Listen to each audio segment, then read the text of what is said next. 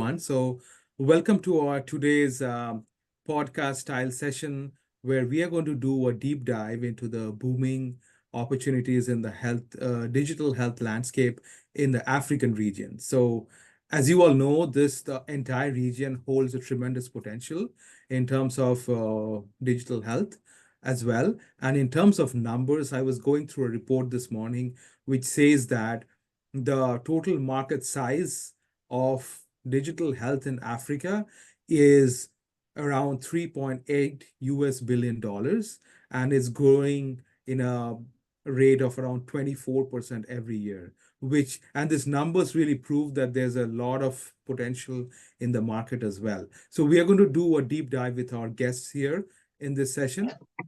And before we go on to the questions that we have for this session, I'm going to do a very brief introduction of our guests. So first we have Femi Banjo. He is a practicing pharmacist, a health writer, and a digital health storyteller, where he focuses on the impact of telemedicine and artificial intelligence on mental health. And he served as an editor of an Afro-centric youth magazine as well. So, with his extensive experience in health writing and digital health storytelling, Femi creates compelling narratives that bridges the gap between technology and healthcare. Our second guest today is Great Oita. Great is a clinical pharmacist with over 12 years of experience in clinical and digital health, mostly in the African region. So Great's expertise spans around project management, telehealth, health information management systems, pharmacy management, digital health communications, compliance and regulations as well. He also serves as a consultant and liaison with a range of digital health companies who are specializing in market entry and strategic partnerships in Africa. So, welcome, Femi and Great. So, I'm going to do maybe go on to the first question that we have, where we are trying to understand the digital health landscape in the African region. So, Great, maybe my first question to you is what do you think is a market size of this, and what are some of the key trends that people should know about? Okay, thank you. Thank you very much, Neil. Thank you for the introduction and also the opportunity for us to be here. Like you rightly said, there's been a lot of speculation and currently a lot of talk around digital healthcare in Africa, the market size and all. You rightly mentioned that of the report that said that the market size is currently around $3.8 billion. I think the Grand View Research, if I quote them correctly, actually mentioned that. And it is expected to grow at a CAGR of 23.4%. And it will keep growing because there are a lot of things that are fueling this growth in Africa. And I want to share some of these things that are actually causing such growth. One of them is for us to understand that Africa contains the highest number of youth population in the world. And these people are always seeking for alternatives, better options to making their lives better. So these are things that are fueling this growth in adoption of digital healthcare solutions in Africa. And apart from that, we should also understand that there is a high mobile adoption in Africa. Africa is seen as a mobile first continent. When we look at what has happened in the financial institution, we can see how Africa was able to leapfrog infrastructural challenges via mobile first innovation in the financial sector. The same thing is actually happening in the healthcare institution or the healthcare sector around Africa. People are building mobile first application or solutions to help the healthcare challenges that we are battling with. And apart from this, there is a high increase of investment happening in Africa, especially with the healthcare institution or the healthcare digital health sector. I think from 2020, there was over 189 million. I think 2020 thereabouts, there was over $189 million investment in digital healthcare sector. This was, because of the COVID pandemic that struck the world, and that opened the eyes of everybody to the fact that we need alternative solution, mobile first solution to a lot of the problems that we are facing in the continent.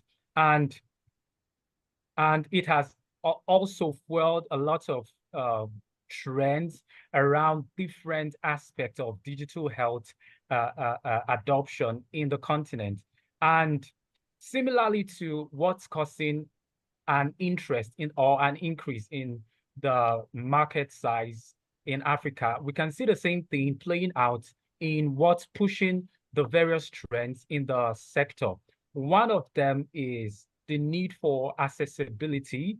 Another is the need for interoperability of the various digital health solutions that are already available.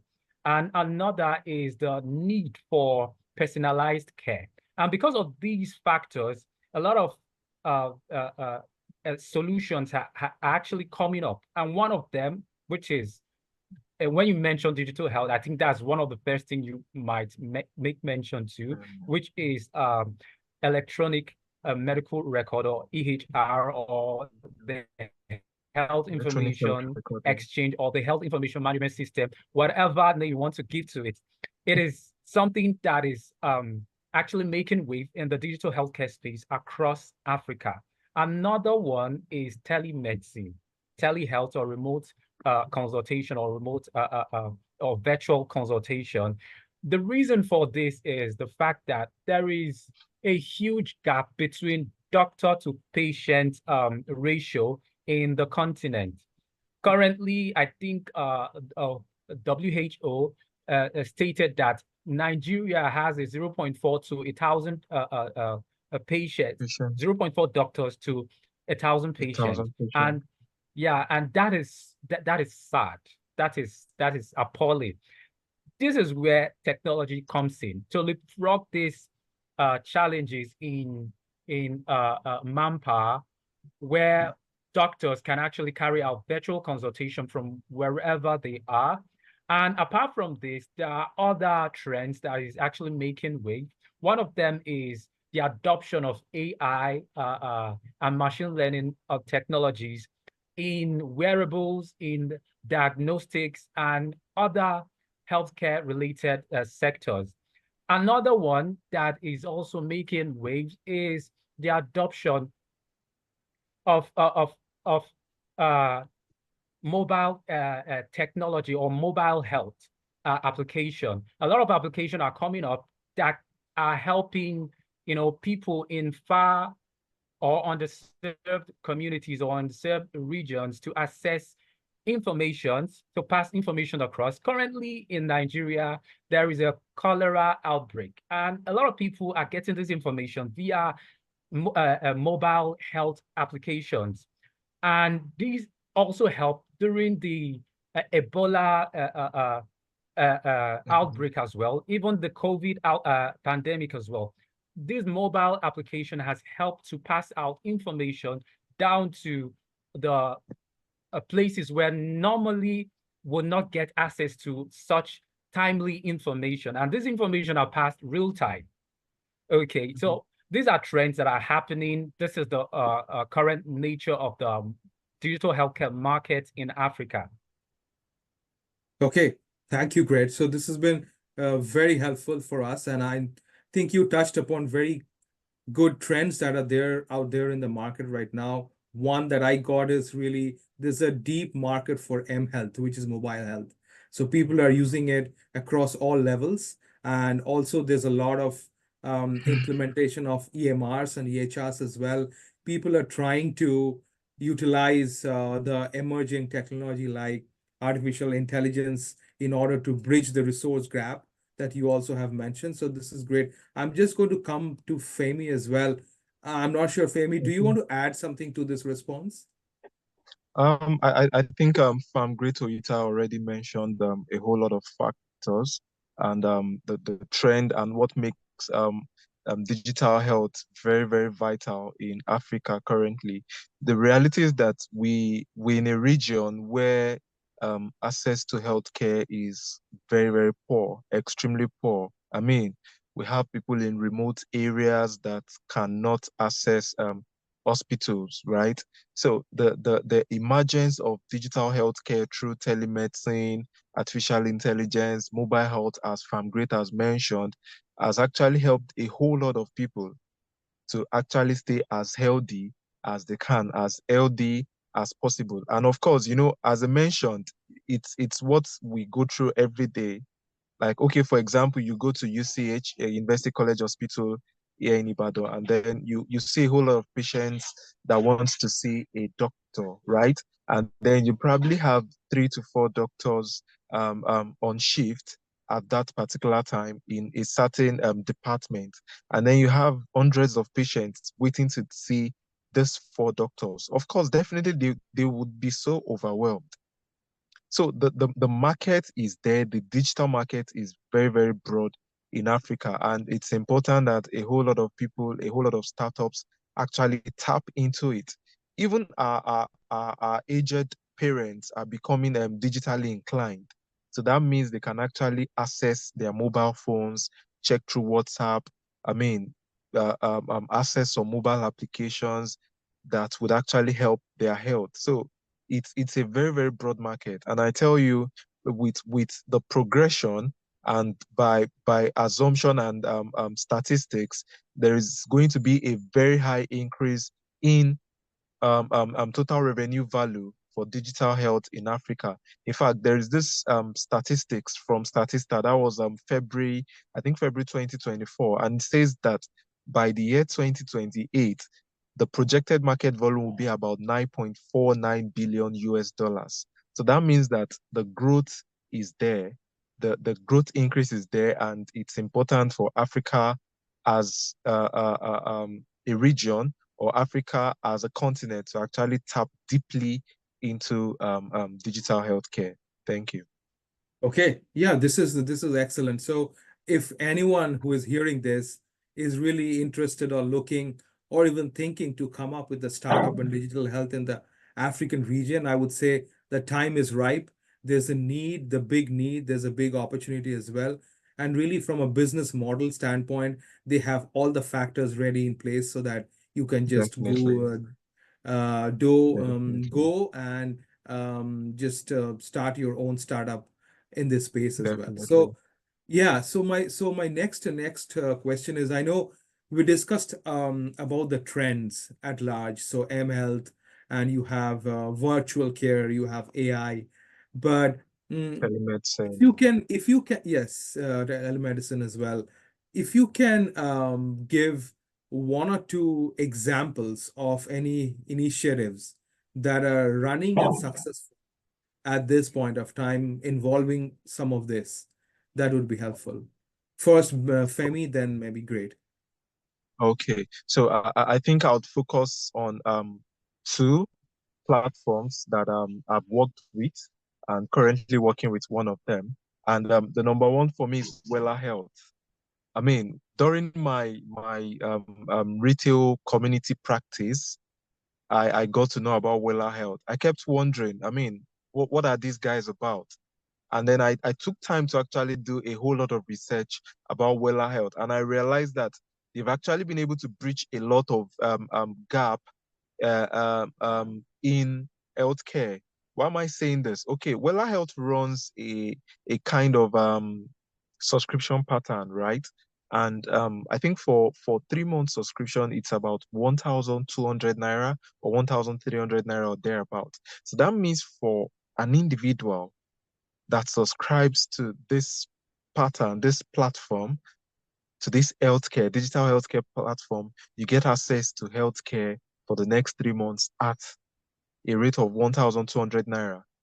And this is how it works. You have a medical doctor on the other side of the call. You reach out to the doctor.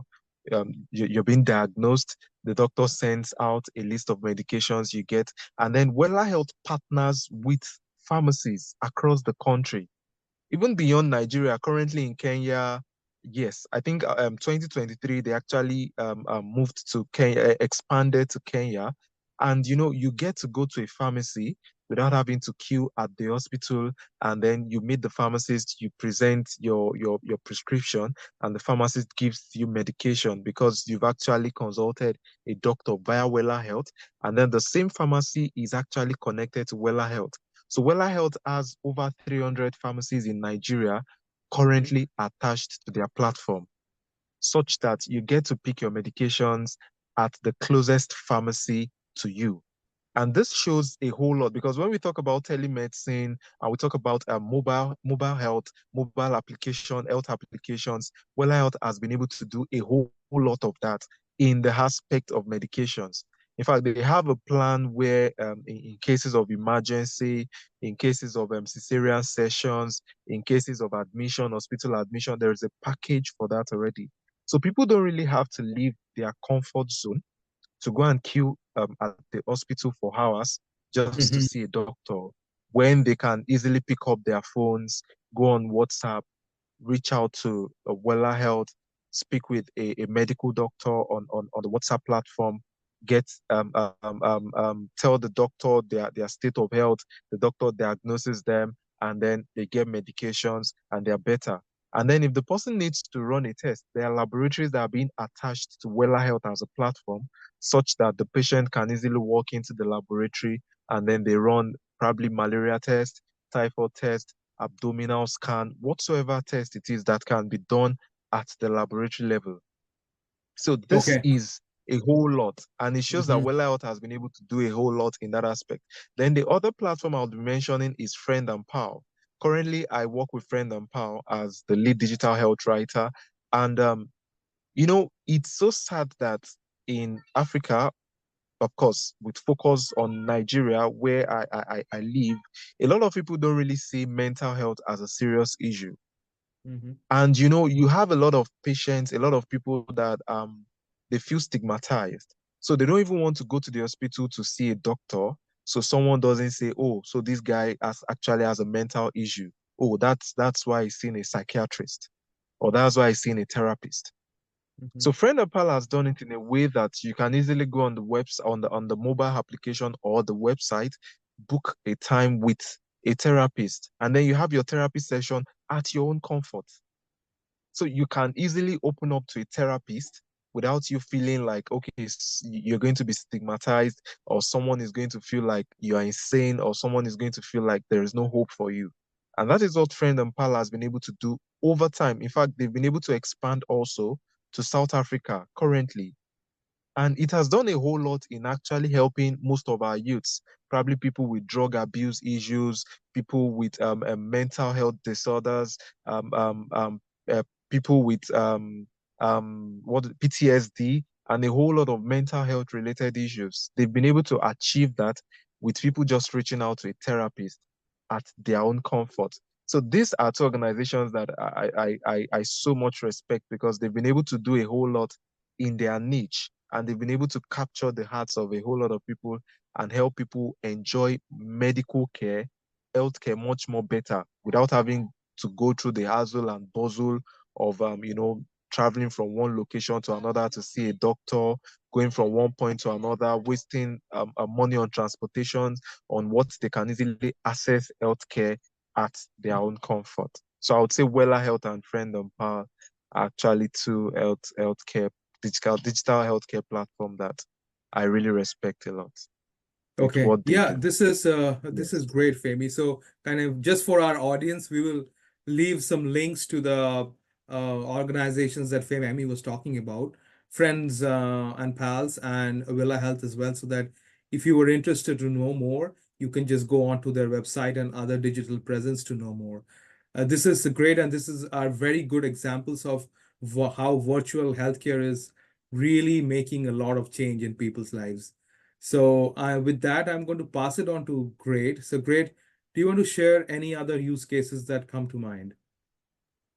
Okay, thank you very much. And apologies for the video. My light lighting is poor. Okay, so thank you, Femi, for that.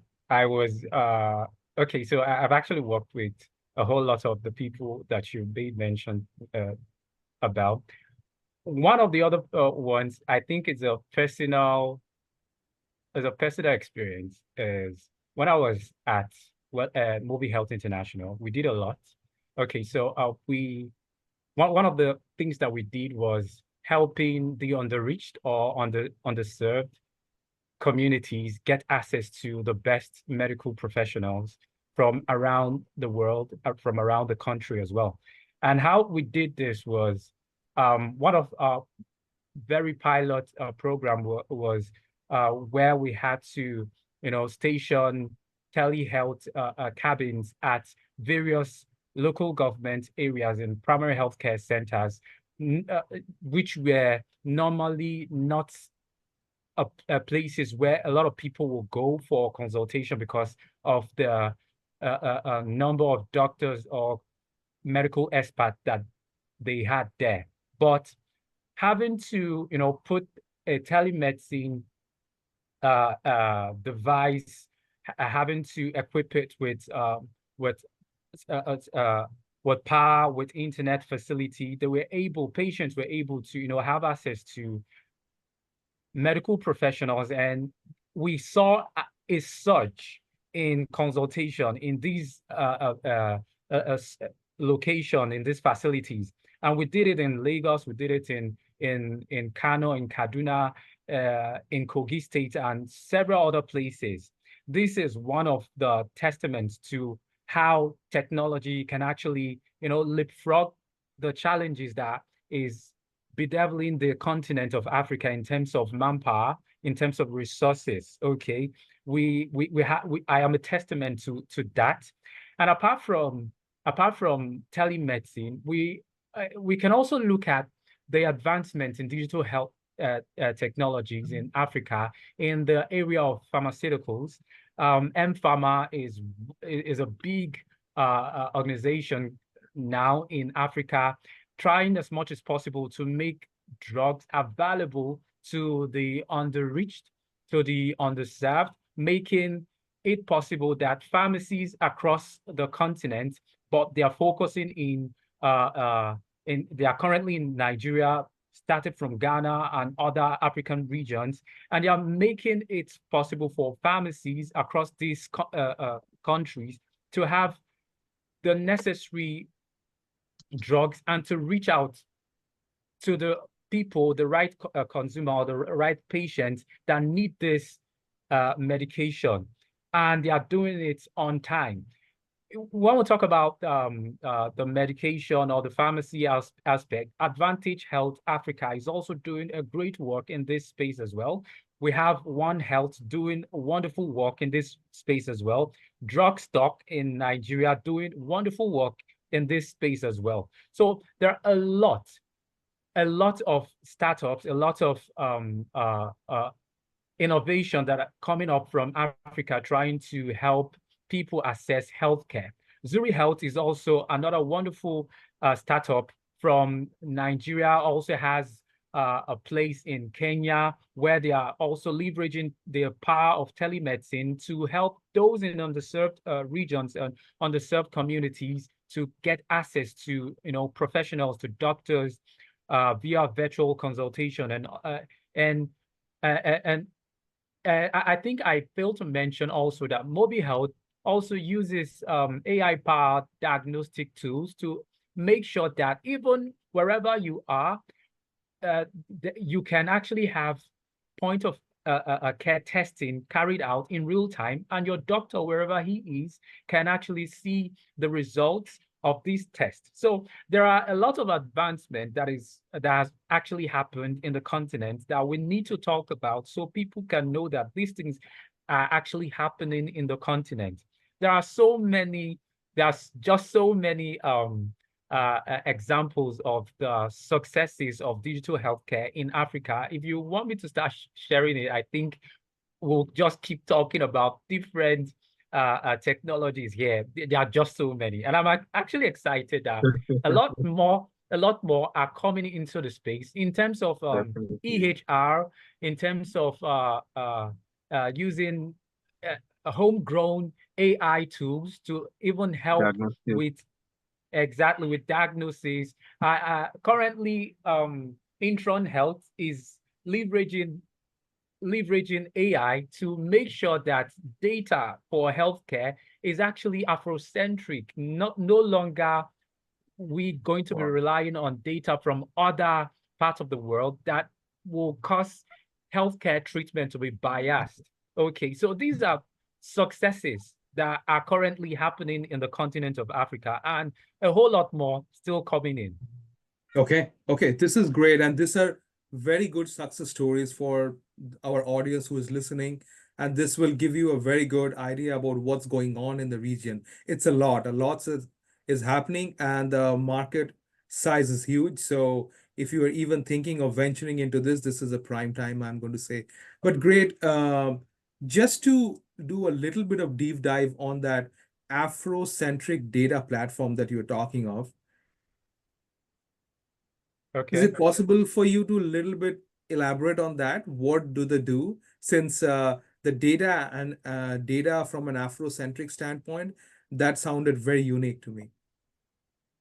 Okay, so Intron Health started this program. They are actually funded by the I think if I'm correct, I think it's Bill and Melinda Gates or Google. Sorry, I think it's Google. Google actually funded them, and what they are doing is they are collecting voice data. They are collecting basically audio data, recordings of every manner of consultation that can happen in the African healthcare setting, doctor conversations, patient conversations, and terminologies, healthcare terminologies, but with African context. There are certain things, or there are certain words that if you use it in another context, it might mean something else. But in Africa, it will mean something else.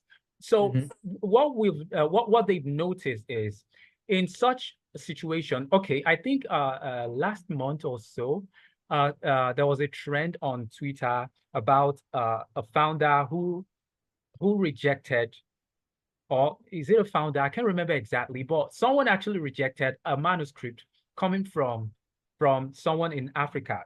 And he claimed that it was ChatGPT generated. And there were a lot of, it caused an uproar because a lot of the things that he highlighted as generated by ChatGPT were common words that were used over here in Africa. Okay, so these are the bias that we've noticed with these AI technologies, and we cannot be campaigning or championing the adoption of AI if we cannot help the people who are going to use AI to get the whole holistic benefit from it, instead of probably getting a biased result. So what Intron Health is actually doing is to get African input in relation to healthcare from doctors, from patients, concerning different healthcare related problems, and they are plugging it into the algorithm to make sure that when the project is still on, it's still not done, but when it's finished, it will give it will help people coming into the health sector trying to leverage AI to actually use African generated data sets to do whatever the thing that they want to do, and it will not come out with a biased result. Okay. Okay. Yeah, this is really interesting to me. Maybe we can chat more on this offline, but I will go on to the next phase of this. So we discussed about really the market size of digital health, which is pretty vast. We also discussed about some of the success stories, which means there's a lot of opportunities and potential to be tapped. So now let's say someone who is hearing this or who is listening to this around the world is interested to do a startup in digital health in Africa. What are some of the key considerations that we need to keep in mind in order for anyone to venture into that region, considering the constraints that we talked about, like low resources and others as well? Okay, are you So, asking me of yeah, I will. Yeah, so great. You can go and maybe Femi Okay. can add on later on. Okay, so some of the things that whoever is coming into the space need to consider is the fact that All right. globally, digital health is still new. Okay, there are a lot of things that still need to be put in place. Number one is policy. Whatever you're trying to do should uh, uh, allow for regulation. And across the continent, different countries, different governments are trying to set up, governing councils, governing bodies to regulate digital health, to make sure that whatever the innovations that are coming into the country are well regulated and they meet certain standards. If you're coming with an innovation for pharmaceuticals, for example, or for diagnostics, for example, there are bodies that are actually put in place to regulate these innovations. So whatever you're doing, first of all, you need to understand what is expected in that landscape, in that region. Okay. And another thing I would want to point out is that it also falls back to the fact that digital health in Africa is still quite new. So you need to be ready to educate the public and also even the uh, uh, healthcare professionals, because in Nigeria today, the same thing in Ghana, the same thing in South Africa, there are a lot of uh, healthcare professionals that are still grappling with what digital healthcare is, how can they use it, what are the tools that are available, what are the solutions that are available. So you need to put into consideration that there will be a lot of education, there will be a lot of um, initiative to push digital health literacy among not just the patient on the patient side, but also on the provider side. Even the government and every other stakeholder that needs to be educated or that need to be enlightened about the solutions that are available. Whoever is coming, whatever startup that is coming, these are the things that I feel you have to, take note of. And also understand, yeah, Neil, you mentioned the challenges in terms of infrastructure. There are a lot of infrastructural challenges that you need to also have in mind. And whatever solution they are bringing in, obviously, is there to solve these infrastructural challenges in the first place. So, but it's best for you to know that understand the market first. Don't make something shiny elsewhere and you expect it to be used up because you feel it should solve a particular need without you, understanding the market itself, without you understanding the culture itself in where this solution will be used. Because no matter how your solution is, if it's not used, it won't have the impact that you've envisioned it to have. So understand the market that you're coming into, understand the culture, understand the challenges and the gaps that you want your solution to fill. Okay, great. And Femi, if you have something to add on this. Okay. I think I would speak from the aspect of the fact that currently in Africa, I think just as Farm Great Oita mentioned, most digital healthcare, there's a whole lot of focus on telemedicine. There's a whole lot of focus on artificial intelligence. There's a whole lot of focus on mobile health application. So I think when it comes to opportunities, we should be looking at, okay, what part of digital health are people not really tapping so much into? And has so much benefit, has so much influence, and has a growth in a future growth or a future growth here. I'll talk about diagnostic devices. I think so far we're so inclined to some kind of diagnostic devices that most healthcare sectors or digital healthcares are not investing in that. So I think on working on, low cost diagnostic devices can actually also be an opportunity to influence our healthcare delivery, especially in remote areas where you don't get to have doctors or nurses go there so often.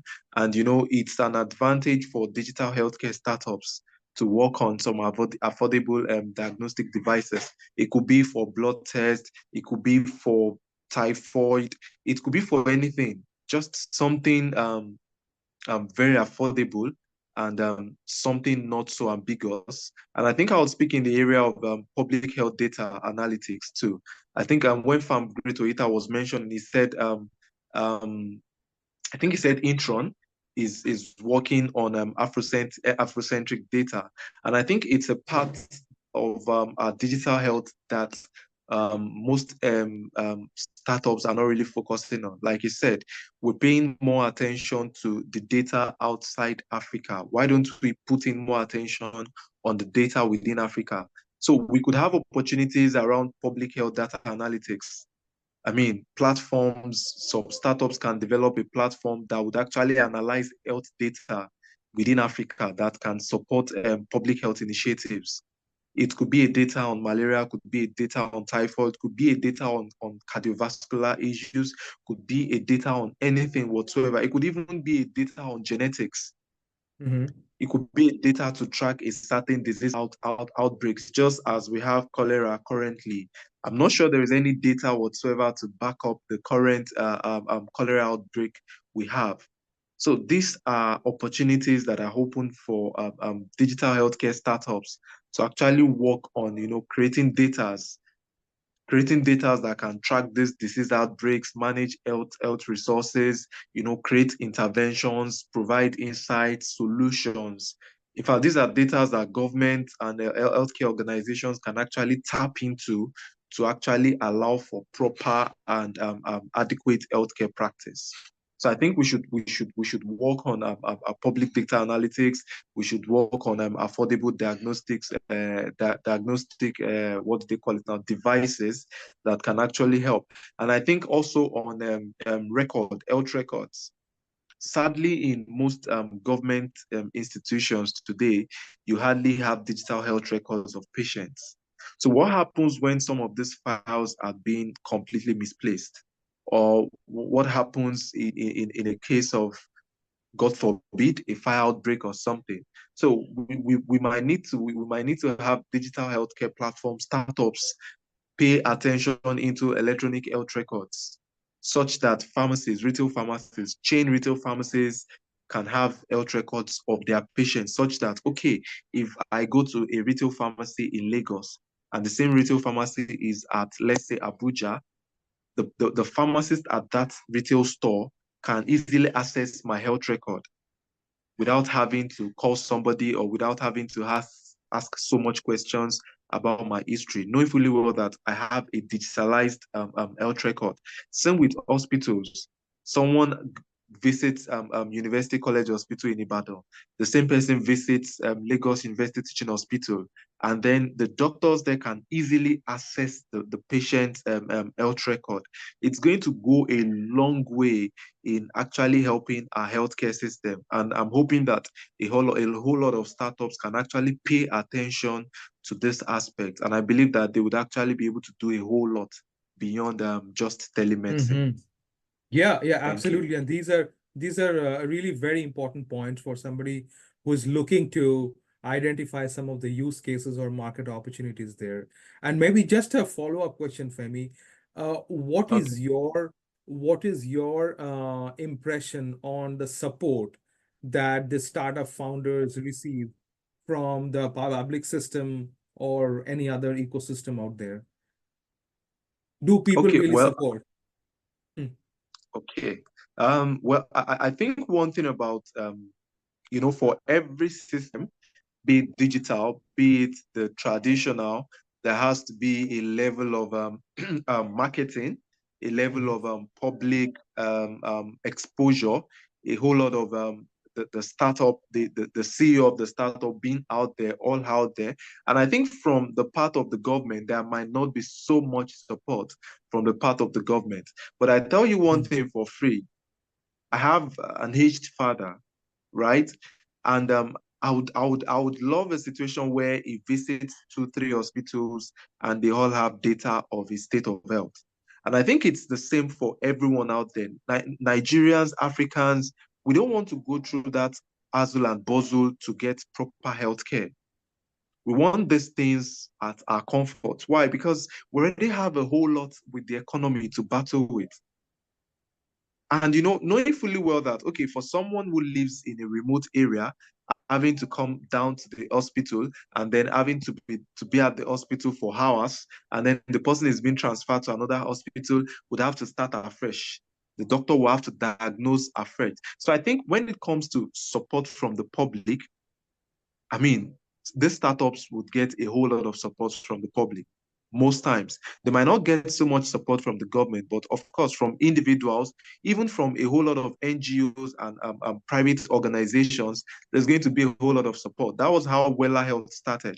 When Wella Health started, it was just Wella Health. But now you have a whole lot of pharmacies. In fact, recently, MTN just partnered with Wella Health on telemedicine, such that people can access Wella Health MTN package for MTN users. So that means that even telecommunications would be willing to actually support a whole lot of startups. And I can tell you for free that when it comes to electronic health records, telecommunications would want to be interested in that because they know that it's a win-win for them also. So I think startups should pay more attention on private sectors, NGOs, than the government. And then, of course, attention on the end users like us, knowing fully well that we have always been waiting for a time like this where we don't have to transfer patients from one hospital to the other, and then they have to start all over with diagnosis. So if there is a centralized health record system, it makes it easy, even for doctors. I can tell you for free that an average doctor wants this kind of system where they don't have to start clicking a patient from the beginning for a patient that has been attended to by another doctor. They want a situation where it's going to ease their activities. So I can tell you for free that Nigerian Association of Resident Doctors consultants would actually be willing to support this kind of projects, knowing fully well that it is going to ease their burden, it is going to help with their turnovers, it is going to reduce patients' waiting time, and of course, it will help them it will also help them to be productive. And then they can also run some other courses, go for advanced courses, having enough time to actually focus on their own lives too. And then there won't be a doctor who is drained out after attending to thousands of patients because he has to click all of them over again. So I think there would be a whole lot of support from private sectors, NGOs, a whole lot of support from medical professionals, and then of course the general public. Okay. Yeah. So thanks for the very thoughtful response. And I think it is very reassuring for people to hear from you that there will be support if somebody is planning to do something good in this space. So Definitely. that is really good. And I think we are going to discuss the last question of the session is we discussed the market size, we discussed the opportunities for startup, the support from the public and the private sector as well. Now, let's say from a perspective of a student who is looking at a career in health informatics, what kind of opportunities are there, or is it even a viable career option in the African region at this point of time? Maybe first Great and then Femi. Yes, thank you very much. There are lots of opportunities for people who want to come into the digital healthcare space. There are lots of fields that they can, look into. And majority of the skills that you need for you to be in the digital healthcare space are not far-fetched from what a lot of people already have. And for you to have a successful career in the digital healthcare space, first of all, I think you need to ask yourself, what exactly do you want to see happen in that space? What exactly do you want to, offer or do a better or change? That will help you know if you might need a technical skill or just leverage on your already existing healthcare knowledge. And when it comes to the technical skill, I think it's more of having the knowledge of app development and software development, having a knowledge of data analytics, having a knowledge of AI, machine learning, and a whole lot of other technical skills. There are so many, we can't, enumerate them all, but these are some of the skills one might need if the person is not technically sound and wants to brush up on technical skill, so he can leverage on the opportunities in digital healthcare. But apart from that, there are also other things that anyone who is interested in the digital healthcare space, students, healthcare professionals, or enthusiasts looking at, transitioning into the space, there are other things you can do that are not really technical.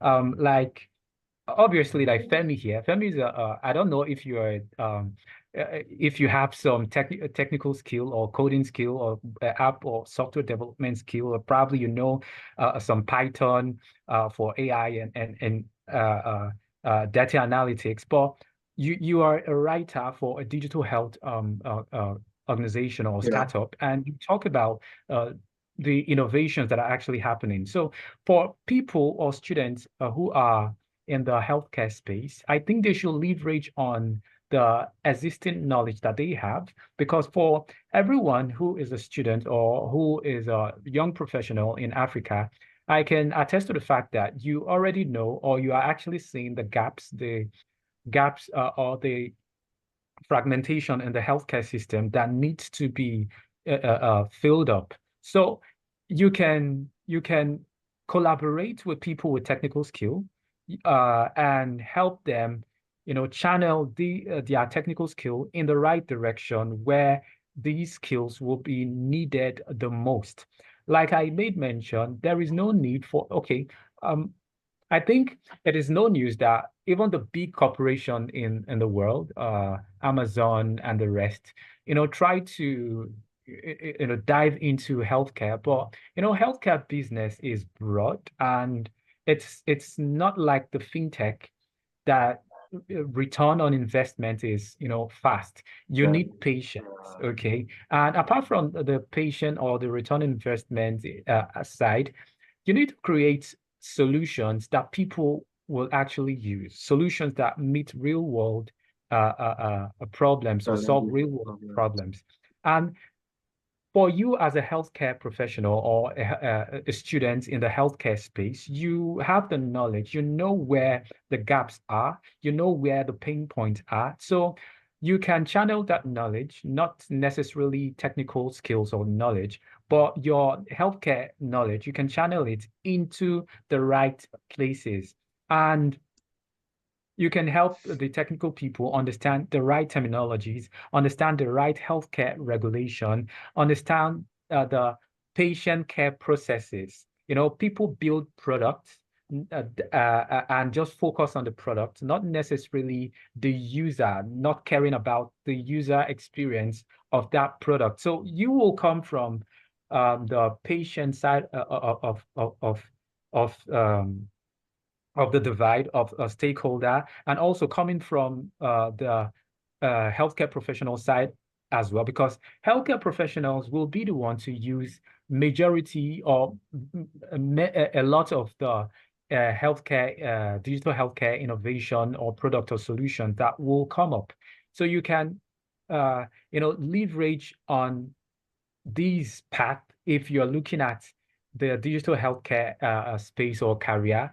There are so many, I see a lot of people ask me, I can tell you how many times I've been asked this question as to how did you get into the digital healthcare space? Did you learn how to code? Did you learn this? Did you learn that? And most I tell them, okay, I learned a little bit of coding, but that is not necessarily what I do currently, because I've majority of my work in the digital healthcare space, I didn't do any technical thing that required me to code or to write, but I had to interface between the users, between the technology itself, and to communicate the technology to the people who will use it, and also relate their experiences back to the people who are making this technology. So there are a whole lot of opportunities for such people. Then they can leverage on project management skills, and also interpersonal skills as well. They should brush up on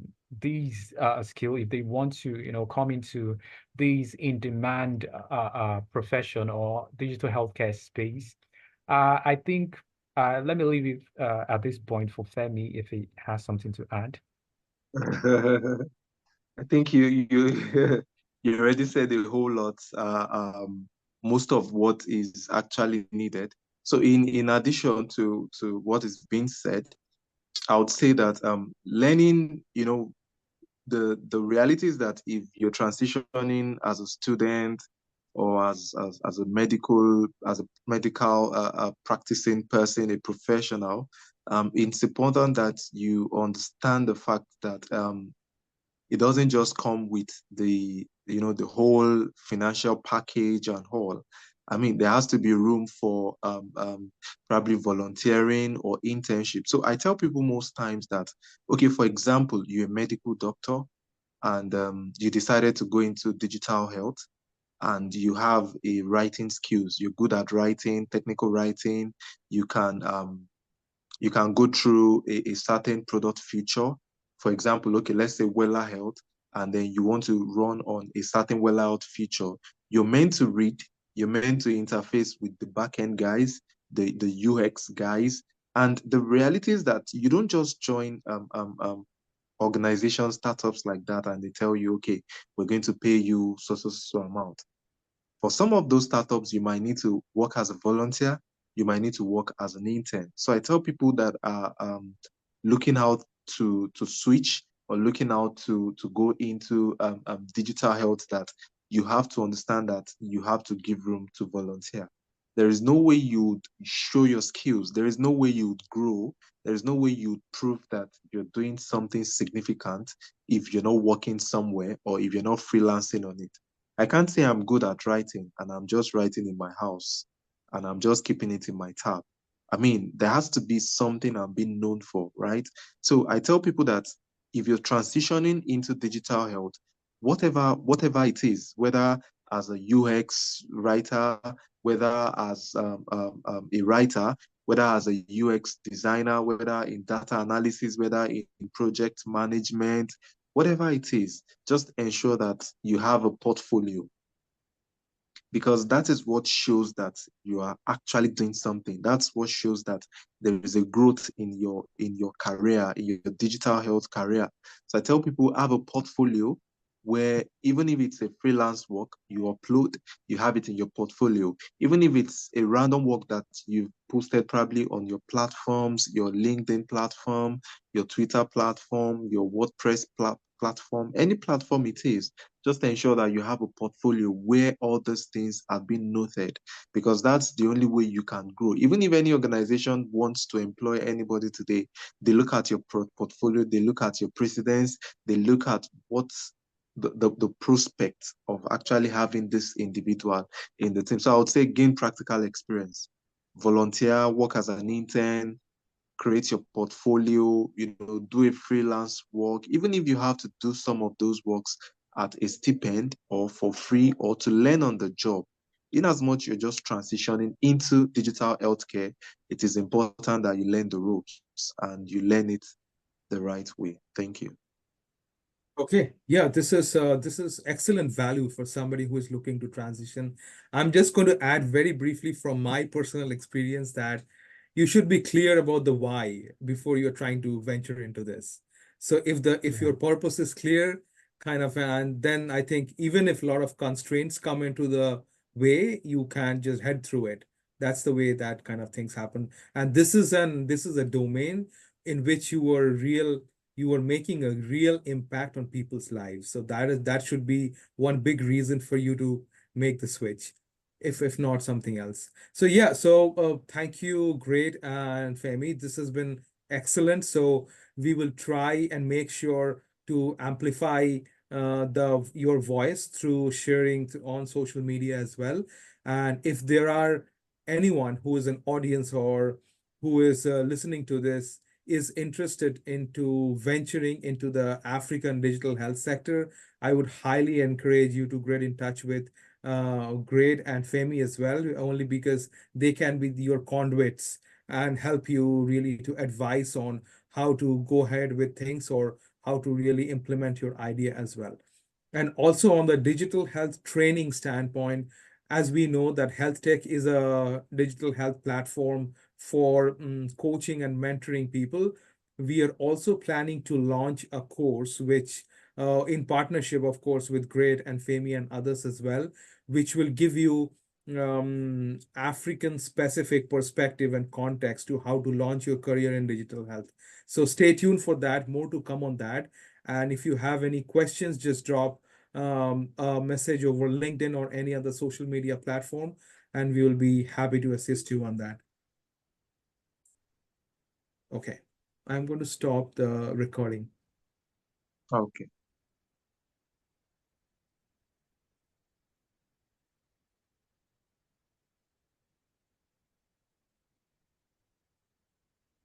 Oh, so I'm not sure if I can stop the recording. Great.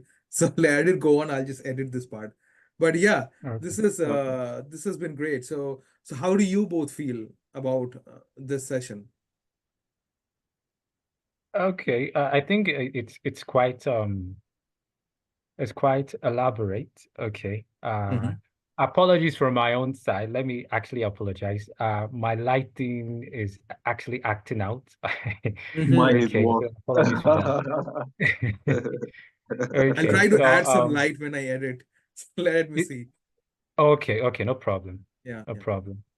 Okay, so Bob, it's quite insightful, and I think uh a a lot of people actually get some value from it. Yeah, I think so. So, yeah, means let's just keep this conversation going. Kind of really, Femi, I'm not sure if Great has briefed you on this.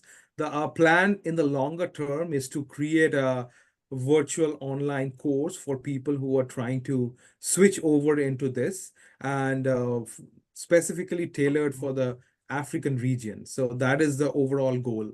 This is just step one to maybe step 100.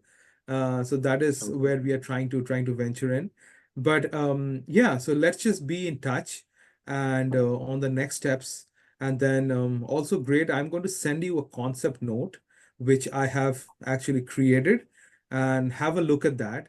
And we can just go from there if you have any feedback. Okay, no problem. Okay, great. So I will let you both go. So I know All what time right. is it there today? It's already It's 8:06 8:06, yeah? p.m. Okay, so this is time for dinner. I guess. Okay, I'm so okay. stressed. I've been very busy since morning, so Oh yeah, I know. I know. yeah. No, no, yeah, Yeah. kind of thanks for your time. Thank you very much for your time. Thank you. This is kind of we are doing for a larger cause, and I think this will be bigger in the next 6 months or a year down the line because I'm trying to pull in experts from around the world. So this will be a global platform, and everyone will have a voice. And this is just coaching and mentoring people and helping people who want to venture into this. So this is just so that you both get the overall perspective of this. No, no problem. Okay, sure. Understand. Okay, thank you then. I'll let you go. Bye. All right. Thank Okay, you. thank you, Neil. Bye. Thank you, All Femi. right. All right, Malga. Bye-bye. Thank you. All right. Yeah.